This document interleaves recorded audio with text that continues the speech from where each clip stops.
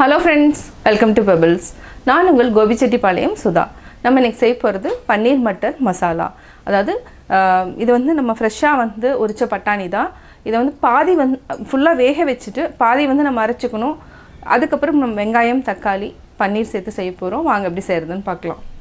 500 grams அளவுக்கு பட்டாணி எடுத்துக்கலாம். இது வந்து ஃப்ரெஷ்ஷாக வந்து உரித்து இது வந்து ஒரு விசில் விட்டு வேக வச்சு எடுத்து வச்சுருக்கிறேன். அதாவது அப்போ தான் வந்து கொஞ்சம் சாஃப்டாக இருக்கும். கிரேவி செய்கிறப்ப என்னென்னா கொஞ்சம் லேட் ஆகாது. இந்த மாதிரி சீக்கிரமாக வெந்துடும். இது வந்து ஒரு விசில் மட்டும் விட்டால் போதும். இது நம்ம வேக வச்சு எடுத்து வச்சுட்டோம். இப்போ தேவையான பொருட்கள் என்னங்கிறது பார்த்துடலாம். தேவையான பொருட்கள் 200 கிராம் பன்னீர் எடுத்துக்கலாம். இதை க்யூபாக கட் பண்ணி வச்சுருக்கேன். இதை வந்து நம்ம அரைச்சிக்கணும். அதாவது 4 பெரிய வெங்காயம், 1 பச்சை மிளகாய், இஞ்சி பூண்டு. இஞ்சி வந்து ஒரு துண்டு எடுத்துருக்குறோம். இதை பொடியாக நறுக்கியிருக்கேன். 10 பல் பூண்டு இதையும் பொடியாக நறுக்கி வச்சுருக்கிறேன். இதை 3ஐயும் நம்ம அரைச்சிக்கலாம். அதே மாதிரி 3 தக்காளி எடுத்துக்கலாம். உங்களுக்கு கிரேவி ஜாஸ்தி வேணுன்னா இன்னும் 2 தக்காளி கூட எடுத்துக்கலாம். இதையும் நம்ம நல்லா அரைச்சி பியூரி மாதிரி தனியாக எடுத்து வச்சுக்கலாம். இதுக்கு வந்துட்டுனா முந்திரி எடுத்துருக்குறோம். முந்திரி ஒரு 25 முந்திரி, ஒரு 4 டேபிள் ஸ்பூன் அளவுக்கு தேங்காய். இது ரெண்டையும் நம்ம பேஸ்ட் பண்ணிக்கலாம். அதாவது இதுக்கு வந்து என்னென்னா ஃப்ரெஷ் க்ரீம் எதுவுமே ஆட் பண்ணாமல் தேங்காயும் முந்திரி மட்டும் நம்ம நல்லா அரைச்சி ஆட் பண்ணிக்கலாம். லாஸ்ட்டில் தாளிக்கிறதுக்கு பிரிஞ்சி இலை, பட்டை, ஏலக்காய், லவங்கம். தாளிக்கிறதுக்கு அதே மாதிரி 1 டீஸ்பூன் அளவுக்கு நம்ம சீரகம் எடுத்துக்கலாம். மசாலா என்னன்னு பார்த்தீங்கன்னா 3 டேபிள் ஸ்பூன் மல்லித்தூள், 1 table spoon paneer masala, 1.5 teaspoon மிளகாய்த்தூள் எடுத்துக்கலாம். அதாவது 3 டீஸ்பூன்னா நம்ம 1.5 டீஸ்பூன் அளவுக்கு மிளகாய்த்தூள் எடுத்துக்கணும். கரம் மசாலா 1/2 டீஸ்பூன், 1/2 டீஸ்பூன் காஷ்மீரி மிளகாய்த்தூள். இப்போ எப்படி செய்கிறதுன்னு பார்க்கலாம். 1 பச்சை மிளகாய், இஞ்சி பூண்டு, பெரிய வெங்காயம் இதையும் நம்ம அரைச்சி எடுத்துக்கலாம். அதே மாதிரி தக்காளியும் நம்ம அரைச்சி எடுத்துக்கலாம். நம்ம ஒரு கடாய் வச்சுக்கலாம். கடாயில் எண்ணெய் விட்டுக்கலாம். இதுக்கு கொஞ்சம் எண்ணெய் ஜாஸ்தி விட்டுக்கலாம். 3 டேபிள் ஸ்பூன் அளவுக்கு நம்ம எண்ணெய் விட்டுக்கிறோம். எண்ணெய் நல்லா காஞ்சதுக்கப்புறம் சீரகம் 1 டீஸ்பூன், சீரகத்தூள் இருந்தாலும் ஆட் பண்ணிக்கலாம். பிரிஞ்சி இலை, பட்டை, ஏலக்காய் 2, லவங்கம், நட்சத்திர மொக்கு. இது நல்லா வாசம் வர வரைக்கும் அப்படியே வந்து எண்ணெயில் பொரிஞ்சிடணும். அப்போ தான் வந்து இந்த மசாலா வாசம் வந்து கொஞ்சம் நல்லா தூக்கலாக இருக்கும். இப்போ நம்ம அரைச்சி வச்சுருக்கிற அதாவது இஞ்சி பூண்டு வெங்காய பேஸ்ட்டை ஆட் பண்ணிக்கலாம். 1 நிமிஷம் வரைக்கும் சிம்மில் வச்சுட்டு நல்லா பச்சை வாசம் போகிற வரைக்கும் வதக்கிக்கலாம். இது கூடவே நம்ம மஞ்சத்தூள் ஆட் பண்ணிக்கலாம். இது நல்லா வதங்கட்டும்.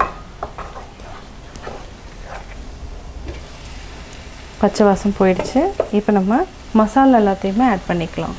மிளகாய்த்தூள், மல்லித்தூள், காஷ்மீரி மிளகாய்த்தூள், இது கலருக்காக, பன்னீர் மசாலா. இது நல்லா மிக்ஸ் பண்ணி விடலாம். எனக்கு வந்து கிரேவி வந்து ஜாஸ்தி வேணுங்கிறதுனால நான் மசாலா கொஞ்சம் ஜாஸ்தி ஆட் பண்ணியிருக்கிறேன். இதே வந்து 2 பேர் 3 பேர்னால் எல்லாமே வந்து 1 டீஸ்பூன் 1/2 டீஸ்பூன் இருந்தாலே போதும். மசாலானோட பச்சை வாசம் போயிடுச்சு. இப்போ நம்ம அரைச்சி வச்சுருக்கிற தக்காளி ஆட் பண்ணிக்கலாம்.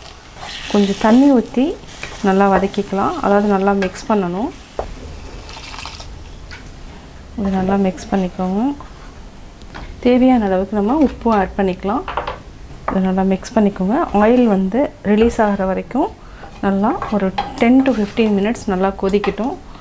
இதில் நம்ம பாதி அளவுக்கு அரைச்சிக்கலாம். ஏன்னா நம்மளுக்கு கிரேவி தேவைப்படுங்கிறதுனால அரைச்சிட்டனாலும் அந்த டேஸ்ட் வந்து நல்லாயிருக்கும். இது சூடாக இருக்குது. ஆறுனதுக்கப்புறம் அரைச்சிக்கலாம். மீதி வந்து நம்ம அப்படியே ஆட் பண்ணிக்கலாம். அதாவது 250 கிராம்ஸ் அளவுக்கு நம்ம அப்படியே ஆட் பண்ணிக்கலாம். 250 கிராம்ஸ் அரைச்சிக்கலாம். தேங்காய், முந்திரி இது ரெண்டையும் நம்ம அரைச்சி பேஸ்ட் பண்ணிக்கலாம். முந்திரி வந்து ஒரு 20லேருந்து 25 வரைக்கும் போட்டிங்கன்னா டேஸ்ட் வந்து நல்லாயிருக்கும். அதாவது நம்ம இதுக்கு வந்து என்ன ஃப்ரெஷ் க்ரீம் எதுவும் ஆட் பண்ணாமல் முந்திரியும் தேங்காயும் ஆட் பண்ணிக்கலாம். இது கொஞ்சம் தெறிக்கும். நம்ம அதனால் கொஞ்சம் ஜாக்கிரதையாக ஊற்றிக்கலாம். அரைச்சி வச்சுருக்கிற பச்சை பட்டாணியை ஆட் பண்ணிக்கலாம். நல்லா மிக்ஸ் பண்ணி விடுங்க. பார்த்திங்கன்னா எண்ணெய் வந்து நல்லா ரிலீஸ் ஆக ஆரம்பிச்சிருச்சு. இந்த ஸ்டேஜில் தான் நம்ம ஆட் பண்ணணும். முழு பட்டாணியும் ஆட் பண்ணிக்கலாம். இது நல்லா மிக்ஸ் பண்ணி விடுங்க. மிக்சியில் இருக்கிறதையும் நம்ம ஆட் பண்ணிக்கலாம். கொஞ்சமாக தண்ணி விட்டு. அவ்வளோதான், நல்லா மிக்ஸ் பண்ணியாச்சு. இப்போ நம்ம கரம் மசாலாவை ஆட் பண்ணிக்கலாம். இதை நல்லா மிக்ஸ் பண்ணி விட்டுட்டு இப்போ பன்னீரை ஆட் பண்ணிக்கலாம். இது நல்லா கொதிக்கணும். ஃப்ரை பண்ணியும் போடலாம். ஃப்ரை பண்ணி போட்டிங்கன்னா அந்த பன்னீர்னோட டேஸ்ட் இருக்காது. நம்ம அதனால் டைரெக்டாக அப்படியே ஆட் பண்ணிக்கலாம்.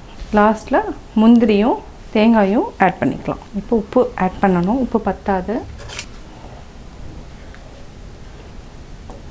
நல்லா மிக்ஸ் பண்ணிவிட்டு கொதிக்க விட்டுருங்க. பன்னீர் பட்டாணி நல்லா கொதிக்க ஆரம்பிச்சிருச்சு, ஆயில் வந்து ரிலீஸ் ஆக ஆரம்பிச்சிருச்சு. இந்த ஸ்டேஜில் நம்ம தேங்காய் முந்திரி இதை நம்ம ஆட் பண்ணிக்கலாம். இது என்னென்னா நம்ம காரத்துக்கு வந்து மிளகாத்தூள் வந்து ஜாஸ்தி ஆட் பண்ணியிருந்தோம், அந்த காரத்தையும் வந்து இதை வந்து அடக்கிடும். அதாவது முந்திரி தேங்காய் வந்து இந்த ஸ்பைசி இருந்துச்சுன்னா கம்மி பண்ணிவிடும். நல்லா மிக்ஸ் பண்ணி விட்டுக்கோங்க. இது ஆட் பண்ணதுக்கப்புறம் ஒரு கொதி வந்தாலே போதும், நம்ம ஆஃப் பண்ணிடலாம்.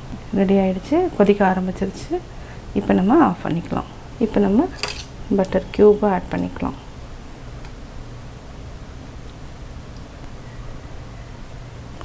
சுவையான பட்டாணி பன்னீர் மசாலா ரெடி. பன்னீர் மட்டர் மசாலா எப்படி செஞ்சேங்கிறத பார்த்தீங்க. இது சப்பாத்தி நானுக்கு நல்ல காம்பினேஷன். நீங்களும் வீட்டில் ட்ரை பண்ணி பாருங்கள். பார்த்துட்டு உங்களுடைய கமெண்ட்ஸ் எனக்கு சொல்லுங்கள். பிடிச்சிருந்தா லைக் பண்ணுங்கள், மறக்காமல் சப்ஸ்கிரைப் பண்ணுங்கள்.